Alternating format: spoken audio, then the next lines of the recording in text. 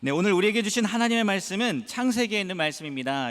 세 군데에서 찾아야 되는데요. 먼저 창세기 11장 30절의 말씀, 그리고 12장 10절, 창세기 21장 1절에서 5절까지의 말씀입니다. 11장 30절, 12장 10절, 그리고 22장 1절에서 5절까지의 말씀입니다. 우리 다 찾으셨으면 우리 한 목소리로 먼저 11장 30절 말씀 읽도록 하겠습니다. 다 같이 읽겠습니다. 사레는 임신하지 못함으로 자식이 없었더라. 12장 10절 말씀입니다. 그 땅에 기근이 들었으므로 아브라함이 애굽에 거류하려고 그리로 내려갔으니 이는 그 땅에 기근이 심하였음이니라. 마지막으로 창세기 21장 1절에서 5절 말씀은 한 절씩 교독해서 읽겠습니다. 제가 먼저 읽겠습니다. 여호와께서 말씀하신 대로 사라를 돌보셨고 여호와께서 말씀하신 대로 사라에게 행하셨으므로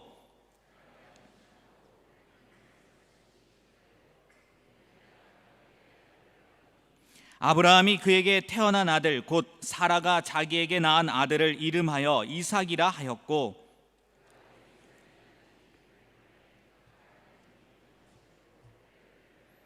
함께 있습니다.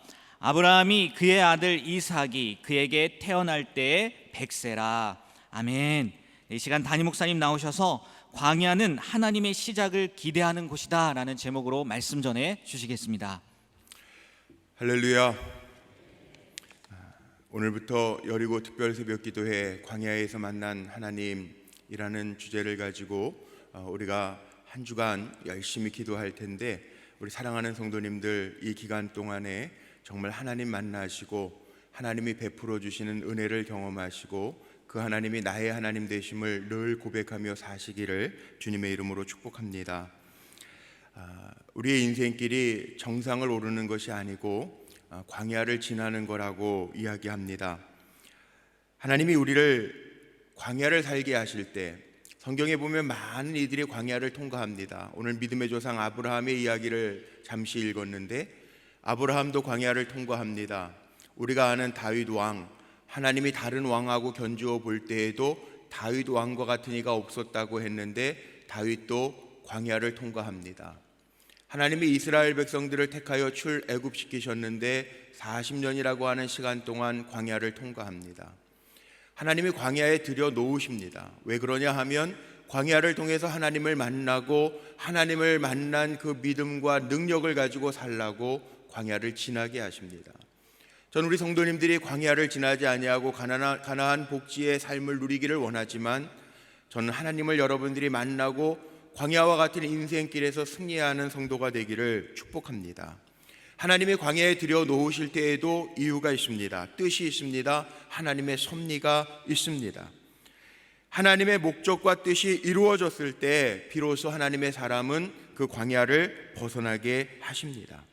그래서 광야라고 하는 곳, 오늘 우리 찬양했는데 오늘 처음 찬양이라 좀 어려우셨죠? 그런데 이 광야라고 하는 곳은요, 한번 생각해 보세요. 어떤 곳인가? 우리가 지금 문명의 시대를 살기 때문에 아무리 날이 어두워져도 빛 가운데에서 살아가죠. 전깃빛 가운데 살아갑니다. 광야는 빛이 없습니다. 어두우면 캄캄합니다. 광야는 사람이 없습니다. 광야는 아무것도 없습니다. 막막합니다. 길도 없습니다. 길이라도 있으면 걸어라도 갈 텐데 길도 없습니다. 그래서 우리는 인생을 광야와 같다라고 표현해요. 때로는 길이 없는 것처럼 보이는 삶을 살아가기 때문에 그렇습니다. 그러나 광야라고 하는 것이 단순히 고통의 장소일까? 성경을 보면 고통의 장소가 아닙니다. 어떤 분들은 훈련의 장소라고 이야기하지만 아닙니다. 훈련의 장소이기만도 아닙니다. 사람들은 시간을 허비하는 시간이라고 이야기하지만 허비하는 시간도 아닙니다. 광야는 우리가 살아내야 될 터전이고 견디어서 하나님과 나와의 이야기를 만들어내는 곳입니다. 저는 이번 특별 새벽 기도에 여리고 기도를 쌓으면서 제 마음속에 그런 간절한 기도가 있습니다. 우리가 정말 광야와 같은 인생을 살아요. 목회하면서도 광야를 통과할 때도 있습니다. 우리 성도님들 살아가면서 광야라고 하는 어려운 지점을 만날 때도 있습니다. 그러나 광야에 혼자 외로이 힘들게 지쳐 있는 것이 아니라 광야와 같은 인생을 살지만, 내가 비록 광야를 통과하지만 이 광야를 통과하는 가운데 하나님의 섭리와 하나님의 손길을 꼭 느꼈으면 좋겠다라고 하는 마음이 제 마음에 들었습니다. 우리 성도님들, 여기에는 제가 찬양하면서 보니까 투병 중에 있는 성도님들도 하나님 만나기 위해서 찾아오신 분들이 있고, 관계의 힘과 어려움 때문에 찾아온 분들도 제 눈에 보였습니다. 간절한 기도의 제목들을 가지고 나오셨을 겁니다. 외로운 마음으로 나오신 분들도 계실 것입니다. 그런데 광야에서 헤매다가 물을 얻지 못하면 죽을 수밖에 없죠. 광야에서 헤매다가 그늘을 찾지 못하면 타 죽을 수밖에 없습니다. 그러나 하나님의 인도하심을 바라고 이 시간 나왔사오니 여러분들이 하나님의 인도하심을 받을 수 있는 성도들이 되시기를 바랍니다. 광야에서 하나님은 죽게 하시지 않았습니다. 하나님의 사람들이 광야를 지나는 동안에 죽게 하시지 아니하고 하나님의 은혜를 사모하면서 갈 때 살게 하셨고, 길을 내셨고, 먹여주셨고, 물을 만나게 하셨습니다. 물론 위험들이 있습니다. 생각지도 못했던 짐승들도 있을 수 있고, 독이 있는 전갈을 만나 물릴 수도 있습니다. 광야에서는 소유도 짐이 될 수밖에 없습니다. 무거운 거 들고 갈 수도 없으니까. 그때그때 하나님이 공급하시는 은혜로 사는 곳이 광야입니다. 그러나 광야에서 하나님 없으면 우리는 살 수가 없습니다.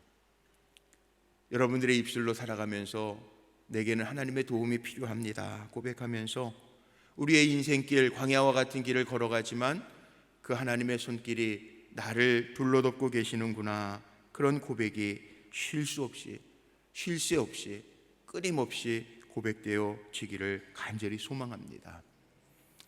오늘 아브라함의 이야기를 읽었는데, 오늘 첫날이니까 믿음의 조상이라고 하는 아브라함, 광야를 통과하면서 정말 믿음이 있었는가? 오늘 한번 생각해 보려고 그래요. 믿음의 조상 아브라함이 하나님에게 받은 약속이 두 가지입니다. 아브라함은 창세기 12장 1절 2절에 하나님의 약속을 받는데, 하나님의 약속이 뭐였냐 하면 내가 너에게 지시할 땅으로 가라. 1절에 보니까 그렇게 나와요. 땅을, 복이죠, 복. 구약 성경의 땅은 복인데 땅을 약속으로 받습니다. 2절에 보니까 뭐라고 이야기하냐면 헤아릴 수 없는 대자손, 내가 너로 큰 민족을 이루게 할 것이라. 하나님의 약속입니다. 그런데 정작 가나안 땅이라고 하는 거, 하나님이 지시하신 가나안 땅이라고 하는 것이 아브라함이 살던 하란이라고 하는 것보다 나은가? 아닙니다. 가나안, 아브라함은 부엘세바라고 하는 광야를 통과하는데 인간적인 눈으로 보면요, 젖과 꿀이 흐르는 가나안이라고 그러지만 가나안은 광야입니다. 아브라함이 살았던 하란이라고 하는 곳이 훨씬 더 비옥한 땅입니다. 거기에다가 하나님이 내가 지시할 땅으로 가라 그래서 갔습니다. 근데 오늘 창세기 12장 10절 말씀 읽은데 보면 기근이 들었어요. 땅에 기근이 들었어요. 가나안 땅에 들어가자마자 기근이 듭니다. 말이 됩니까? 먹고 살기 위해서 가나안 땅에 들어갔는데, 하나님의 약속의 땅이라고 생각하고 들어갔는데 다시 애굽으로 내려갈 수밖에 없는 상황이 되었다는 거죠. 자, 우리 성도님 같으면 어떻게 하시겠습니까? 하나님의 약속을 믿고 떠나왔는데 그 땅이 전혀 기름진 땅이 아니고 광야예요. 하나님께 실망하지 않았을까? 약속의 땅이라고 하셨는데, 젖과 꿀이 흐르는 땅이라고 하셨는데 아니에요. 기근이 들었어요. 도착하자마자 기근이 들었어요. 자손이 번성하겠다고 약속하셨는데요, 5년이 지나도 10년이 지나도 15년이 지나도 20년이 지나도 감감무소식이에요. 오히려 오늘 21장 건너뛰어서 읽었지만 21장까지 이르기 전까지는요, 아브라함이 경험한 거 한번 생각해 보십시오. 기근 때문에 애굽에 내려가야 됐고요, 소돔과 고모라 성이 멸망하는 것도 봤고요, 함께 왔던, 자식이 없어 함께 왔던 조카 롯의 목숨을 구하기 위해서 자기도 목숨을 걸고 들어가 구출해야 됐고요. 너로 인하여 큰 민족을 이루겠다고 했는데 자식을 주지 않아가지고 아내의 몸종 하갈에게서 이스마엘을 낳고 오히려 가정 불화를 경험하는 시간들을 보냅니다. 사라의 입장, 아내 사라의 입장도 마찬가지입니다. 아브라함에게 약속을 주시기 전에 아브라함의 상황은 뭐냐면 사라에게요, 임신 못한 아이가 없어요. 11장 30절에 아브라함에게 약속을 주시기 전에 먼저 사라의 상태를, 아브라함 가정의 상태를 이야기합니다. 기가 막히지 않습니까? 아이를 낳을 수 없는 여자였어요. 약속은 너로 인하여 큰 민족을 이루겠다고 하셨는데 약속을 이룰 수 있는 징조가 하나도 안 보여요. 오죽하면은 사라가 아이를 낳고요, 오늘 5절까지만 읽었지만 그 뒤에 다음 절에 보면 뭐라고 나오는지, 이삭을 낳고요, 100세 때 이삭을 낳고, 이삭의 이름의 뜻이 뭔지 아시죠? 뭐예요?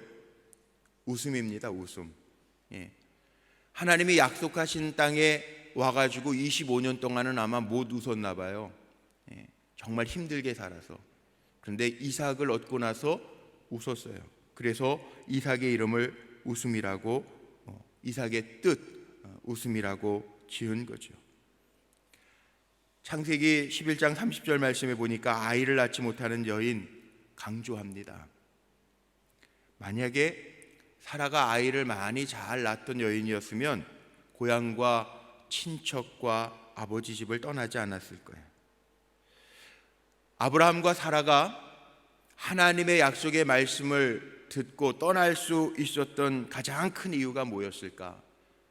자식을 준다라고 하는 하나님의 약속이 있었기 때문에 그 약속을 믿고 떠났는데, 근데 자녀가 없어요. 그러나 분명한 것은요, 하나님이 아브라함에게 하신 약속이 공수표였는가? 아니에요.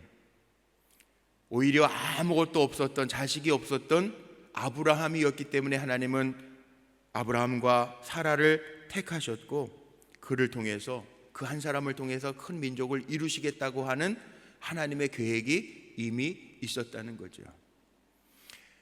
하나님은 광야에 들여보내시면서 이미 아브라함과 사라를 통한 하나님의 계획이 있었다는 거예요.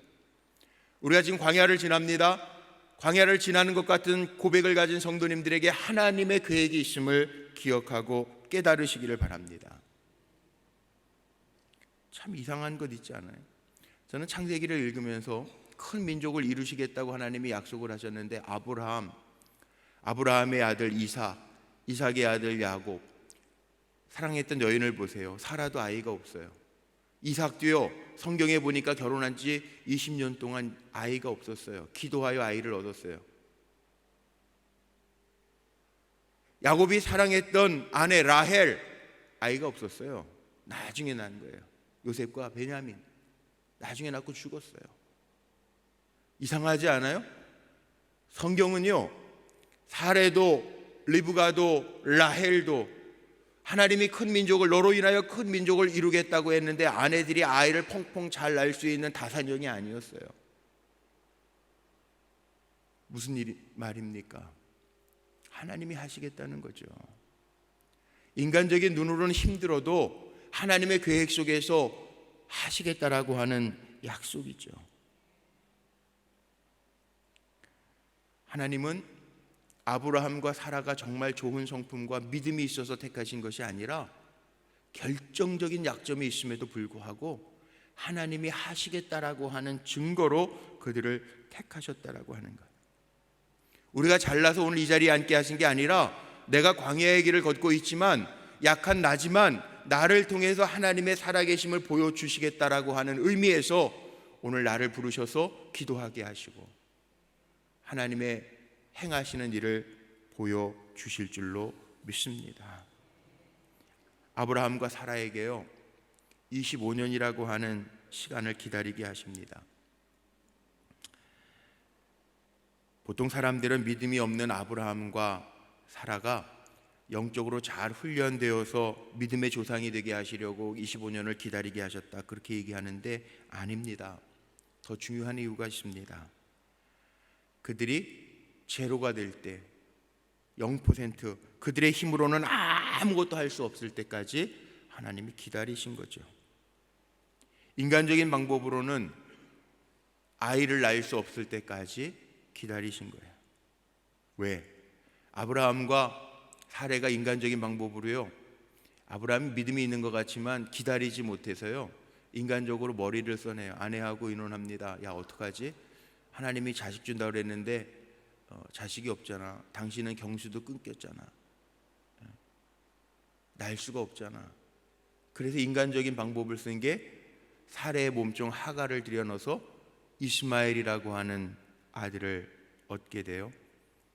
아브라함의 나이가 86세 정도 뜹니다.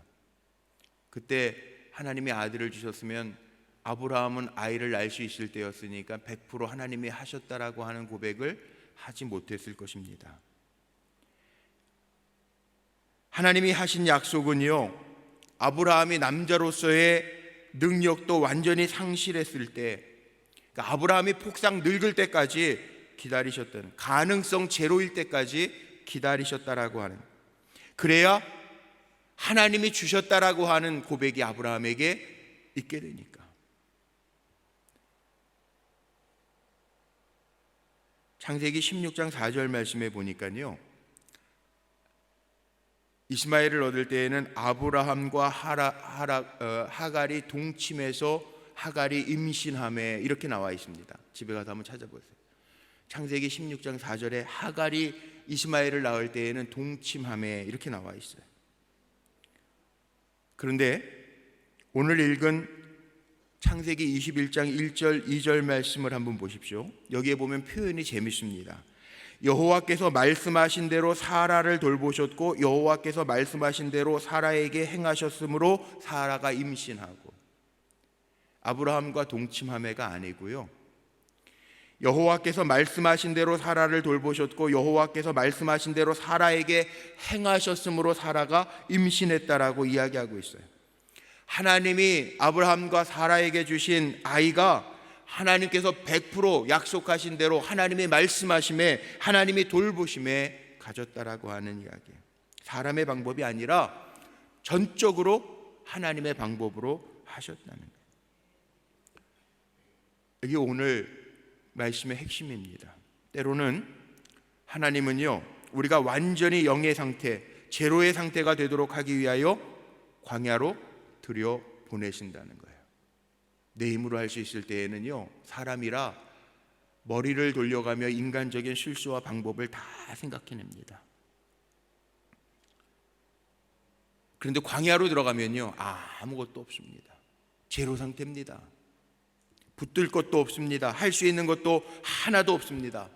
광야에 들어가면요, 하나님 앞에 항복할 수밖에 없다는 거예요. 내가 무능하기 때문에 철저하게 하나님 의지하지 아니하면 할 수가 없습니다. 이스라엘 백성을 광야로 들어가게 하셔서 40년 동안 하나님이 인도하십니다. 한번 생각해 보세요. 구름 기둥이 없었으면 저들이 살 수 있을까? 불 기둥이 없었으면 저들이 살 수가 있었을까? 그런데 하나님은 그 광야에서 그들을 만나 주셨잖아요. 내가 무능하고 아무것도 할 수 없습니다라고 고백하는 가운데 하나님은 하셨고, 제로가 된 상태지만, 가능성 제로의 상태지만 하나님이 살아계심을 보여주셨습니다. 성경을 보면 하나님이 사람을 쓰실 때 보면요, 약해서 못 쓰시는 게 아니라 하나님은 강하기 때문에 못 쓰시더라고요. 사람을, 내가 너무 강하면요, 붙들고 있는 게 너무 많으면 하나님이 안 쓰세요. 광야를 통해서 하나님이 하시는 일들이 있어요. 내려놓게 하시고, 광야를 통해서 비우게 하시고, 더 낮아지게 하시고, 더 죽게 하시는 하나님의 방법이 있다는 거예요. 그러니까 어떻게 보면 아브라함이 광야에서 만난 하나님은 아브라함이 믿음이 좋아서 역사하신 하나님이 아니라 하나님이 약속하신 대로 신실하게 이루신다라고 하는 하나님의 이야기더라고요. 이번 한 주간 우리 사랑하는 성도님들 주님께 항복하고 광야에서 붙들 것 없을 때 주님을 찾았던 사람들처럼 하나님 100% 의지하며 나아갈 때 하나님과 우리 성도님들 사이에 이야기들이 생겨지시기를 주님의 이름으로 간절히 축복합니다. 창세기 21장 5절 말씀에 아브라함이 그의 아들 이삭을 얻었을 때가 100세라 그렇게 표현합니다. 부름받았을 때가 75세입니다. 25년 걸렸습니다. 기도하면서 우리가 가져야 될 마음이 뭐냐 하면 어떤 목사님 그렇게도 표현해요. 하나님 충청도식 하나님인가? 충청도가 느리지만 결코 느리지가 않더라고요. 충청도 단어가요 우리나라 전국의 지방 언어 가운데 가장 함축되고 짧은 언어래요. 되슈, 그려, 충청도 언어라는. 근데 우리는 느리다 그러면 충청도식 그러잖아요. 어느 충청도 목사님 하나님 기도할 때 응답이 더디면 충청도식 하나님인가 그렇게 말씀하는 분도 있다는데 아닙니다. 하나님은요 가장 정확하십니다. 하나님은 우리의 필요를 아시고 때로는 우리를 광야로 몰아가셔서 제로로 만든 상태에서 정말 하나님을 기다리게 하시고 그리고 하나님의 살아계심을 우리에게 보여주시는 하나님이십니다. 광야에서는 어떻게 해야 되느냐? 하나님을 신뢰하고 기다려야 돼요. 이블린 언더힐이라고 하는 분이요 이런 얘기를 했습니다. 기도하는 사람이 낚시꾼에게 배워야 될 것 하나, 기다리는 것. 기다리라는 것. 나는 할 수 없습니다 고백을 가지고 기다리라는 거예요. 이삭을 주실 때까지 브엘세바 광야를 통과했던 아브라함처럼 기다리라는 거예요. 아브라함이 하나님이 100세 때 주신 아들 이삭을 바치라고 했을 때 바칠 수 있었던 이유가 뭐냐? 하나님이 주신 아들이라고 하는 것을 아브라함은 100% 알았다라는 거예요. 자기의 힘으로 낳은 아들이 아니고 하나님이 주신 아들이라고 하는 것을 알았기 때문에 아낌없이 하나님 앞에 드릴 수 있는 아브라함이었다는 거예요. 맞습니다. 하나님이 광야로 우리를 들여 놓으시고 기도하게 하실 때에는 하나님이 주셨다라고 하는 것을 우리에게 알게 하시기 위하여 광야를 통과하게 하신다는 거죠. 제로인 상태에서. 광야는 하나님의 시작을 기다리는 곳이라는 거예요. 오늘 첫날입니다. 기다리면서 기도하시기를 바랍니다. 하나님은 하실 겁니다. 새벽기도 오셨을 때 보세요. 새벽기도 오실 때 지금 캄캄한데 운전하고 헤드라이트를 켜면서 달려오셨습니다. 이제 기도 끝나고 나가면 환해져 있습니다. 기도하는 동안에 날이 밝아졌죠? 전 이렇게 표현하고 싶어요. 우리가 기도하는 어둠 속에서 기도하는 동안에 하나님은 아무것도 안 하시는 것이 아니라 아침을 준비하시잖아요. 우리가 광야의 길을 걷는 동안에 컴컴하고 아무것도 없는 동안에 기도할 때 하나님은 이미 계획하신 대로 우리를 위하여 일하고 계시는 하나님이신 줄로 저는 분명히 믿습니다. 오늘 첫날부터 기대하고 기다리면서 기도하지만 하나님은 우리를 만나 주실 것이고 우리에게 간증되게 하실 줄로 믿습니다. 우리 사랑하는 성도님들, 광야와 같은 인생길을 걸어가는 성도님들 한 번만 따라해 볼까요? 광야는 하나님의 시작을 기다리는 곳입니다. 제로의 상태에서 아무것도 없는 상태에서 기대하고 기다리면서 하나님의 하시는 일들을 꼭 보아 간증할 수 있는 자리에 세움받는 우리 성도님들이 되시기를 주님의 이름으로 축원합니다.